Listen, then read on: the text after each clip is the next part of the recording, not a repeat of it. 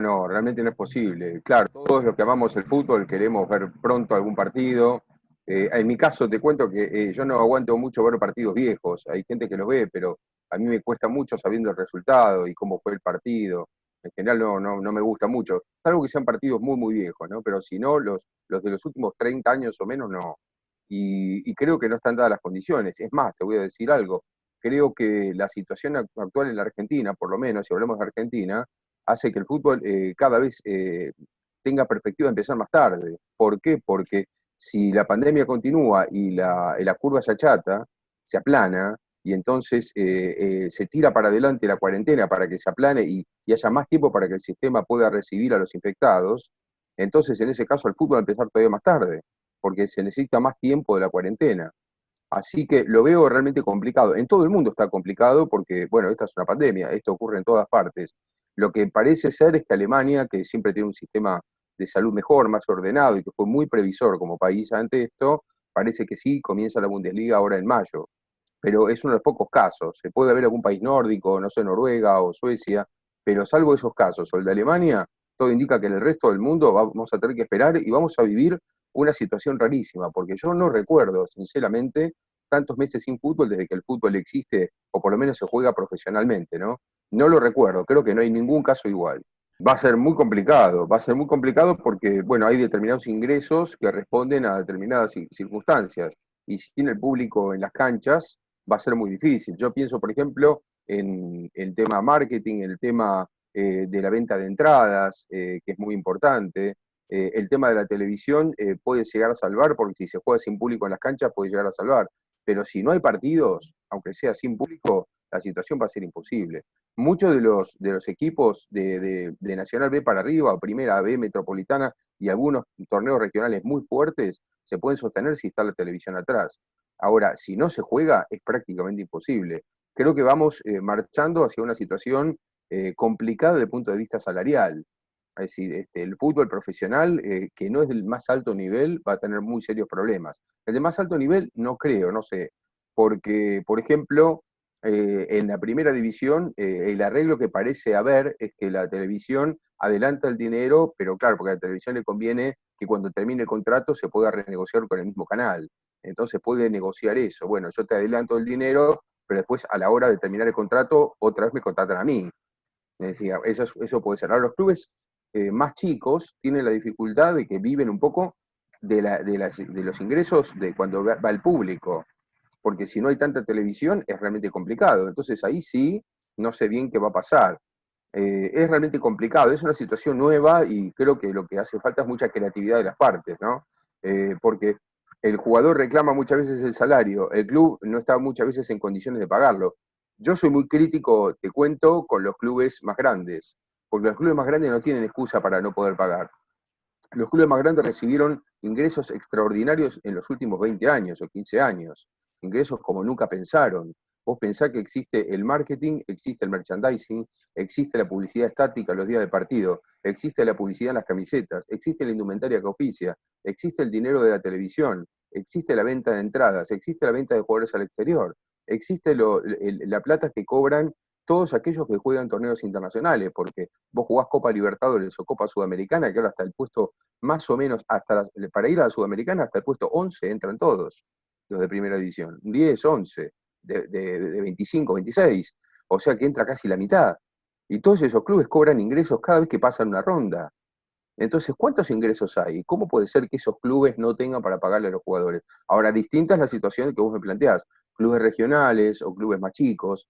Bueno, esos clubes realmente se van a ver en dificultades, ¿no? Y también espero que el Estado ayude, porque se ha hablado que el Ministerio de Deportes y Turismo iba a tomar medidas como para apoyar a esos clubes. En una economía hacia abajo y que está muy especificada y con el dólar tan alto, es casi imposible pagar en dólares a los jugadores porque tu economía vive en pesos, salvo que exista la chance otra vez cuando se abra el mercado que vos puedas vender jugadores al exterior, cosa que hoy por hoy hasta no se puede porque no pueden ni viajar al exterior si quisieran. Entonces se hace muy complicado. Pero aún así, si vos vendieras jugadores al exterior, el resto de tus rubros es un rubro, son rubros especificados. Entonces, si vos tenés rubros especificados, no deberías pagar en moneda extranjera. porque después no podés hacer frente. Vos pensás cuánto valía el dólar hace 2 meses y cuánto vale hoy. Los jugadores que tienen contrato en dólares funden a los clubes. Ahora, eso es desde la premisa lógica de pensar que un club opera lógicamente. Los clubes de fútbol no operan así.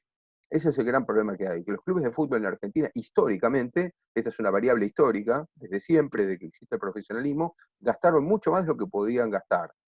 Entonces, y no tienen control, porque lamentablemente la mayoría de los clubes en la Argentina son sociedades sin fines de lucro, la mayoría de los clubes, pero no operan como tales. Es decir, el socio cuando quiere ir a la comisión directiva a preguntar qué pasa, normalmente o la barra brava lo saca, o los directivos no lo llaman, o no le permiten entrar, pero no tiene acceso real. Y el Estado no se mete para decir que ese socio tiene que poder entrar.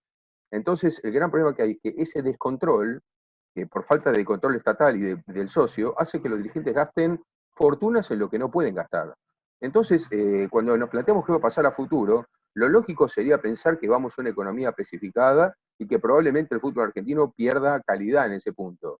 Pero me da la sensación de que estos dirigentes, de ellos podemos esperar cualquier cosa. Y podemos esperar incluso que en, no sé, pasados 6 meses vuelvan a pagar en dólares, o que sigan firmando contratos en dólares con tal de traer jugadores, y por ejemplo los más grandes que quieran ganar la Copa Libertadores y se traen una figura de afuera y pagan fortunas, ¿no?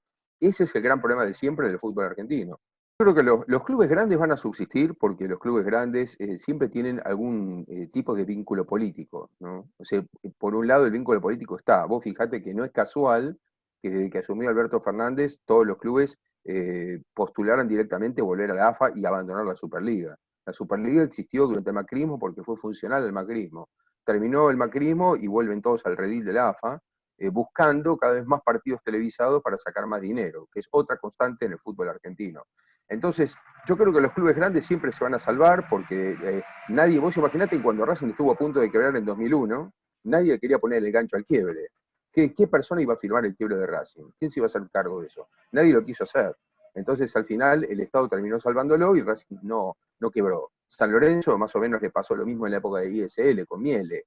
Y así va a pasar siempre. Es decir, a los clubes yo creo que el Estado les va a tirar un salvataje como se los tiró eternamente. Así que yo creo que se van a salvar los más grandes, los más poderosos, eso es casi seguro, y en el resto de los casos creo que se van a salvar un poco más aquellos que se fueron manejando bien económicamente, que son muy pocos, pero aquellos que tienen una economía más equilibrada probablemente puedan salvarse. Y después hay otros que han tenido la posibilidad de algún apoyo privado solamente para el fútbol, estoy hablando de casos como Defensa y Justicia, Talleres de Córdoba. Bueno, esos casos probablemente también, porque, por ejemplo, el caso de Talleres. Talleres tiene una alianza con el Pachuca mexicano. Entonces, en ese caso, yo creo que hay que ver cómo está el Pachuca, pero tengo entendido que es un club manejado por gente de mucho dinero. Entonces, Talleres de Córdoba probablemente puede tener insuflado dinero desde México.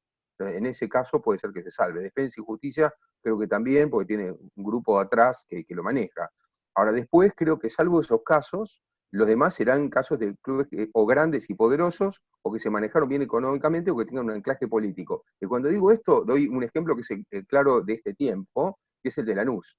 Lanús tiene un anclaje político claro en este tiempo, porque Nicolás Russo, el presidente de Lanús, es el hombre fuerte de Sergio Massa en el fútbol, ¿no? Entonces, al estar Sergio Massa de presidente de la Cámara de Diputados y ser Massa el que organizó el pase de la Superliga a la AFA, al regreso a la AFA, bueno, evidentemente Lanús o Tigre, que son los dos clubes más ligados a Massa, tienen un anclaje político muy claro, ¿no? Así que yo creo que esos son los clubes, hay como 3 ramas, te decía, o 4. Los que tienen apoyo económico privado, los que tienen anclaje político, los que se manejaron bien económicamente y los que tienen el anclaje político. Yo creo que el fútbol argentino está muy mal manejado, no solo económicamente, sino hasta políticamente desde el punto de vista geográfico. Creo que es una barbaridad lo que hace el fútbol argentino, porque el fútbol argentino sigue sin entender la propia geografía del país para la distribución de ese fútbol. Vos fíjate que el fútbol argentino responde a lo que es el país, es un país unitario, que decimos que somos federales, pero somos unitarios, que tiene como centro Buenos Aires, entonces la AFA tiene clubes directamente afiliados, que son los de Buenos Aires y La Pampa, digamos, la zona alrededor de Buenos Aires, o Rosario o Santa Fe, y después el resto de los clubes tienen que hacer un enorme trayecto para llegar a cotejar con los principales. Yo creo que ese es un error, creo que el fútbol argentino tiene que adaptar su fútbol, su situación, su reglamento a una nueva etapa más federal, y esa nueva etapa para mí implica parecernos más al país que más nos tenemos que parecer por nuestra estructura, que es Brasil. Nosotros tenemos un gigante, que es el país más grande que nosotros todavía en Sudamérica, que tiene un sistema federal muy claro. Brasil tiene un torneo estadual en cada región de enero a abril, y después que clasifica al gran torneo nacional, que es el Brasileirao, que va de abril a noviembre, diciembre. Entonces vos tenés ahí que cada región, por una cuestión histórica o de mérito deportivo, tiene una cantidad de representantes al torneo nacional, pero el que sale campeón de Brasileirao es el campeón de Brasil de verdad. Entonces yo creo que Argentina tiene que marchar hacia eso, a tener regionalizada su clasificación en los primeros meses del año, y que después los campeones de cada región vayan al torneo nacional de toda la Argentina, pero no el que el Nacional B que te hace viajar de la Patagonia a Jujuy o de Mendoza hasta la provincia de Buenos Aires o al revés, y cruzás de norte a sur, de este a oeste, todo el país a costo de locos, ¿no? Me parece que eso no es lo que corresponde, y que además la mitad de ese Nacional B está jugado por equipos del conurbano bonaerense, que todos son de la misma avenida. Entonces no corresponde, me parece que es una desigualdad total. Por eso creo que el fútbol argentino debería marchar hacia un cambio, aprovechar esta situación para un cambio total desde ese punto de vista, y el otro punto de vista que agrego es el temporal.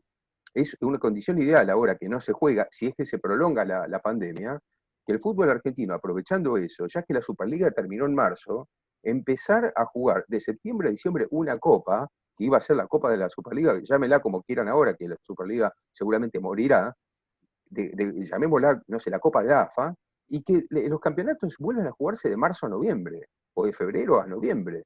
Pero no puede ser que en pleno invierno con sol los partidos no se jueguen, y con 40 grados de calor se jueguen para venderle jugadores a los europeos. Eso es un fútbol condicionado completamente. Tenemos que volver a fortalecer nuestra liga, volver a fortalecer nuestro fútbol y sentirnos más seguros, porque si no estamos siempre con un fútbol dependiente que se desangra vendiéndole jugadores a los europeos, ¿no?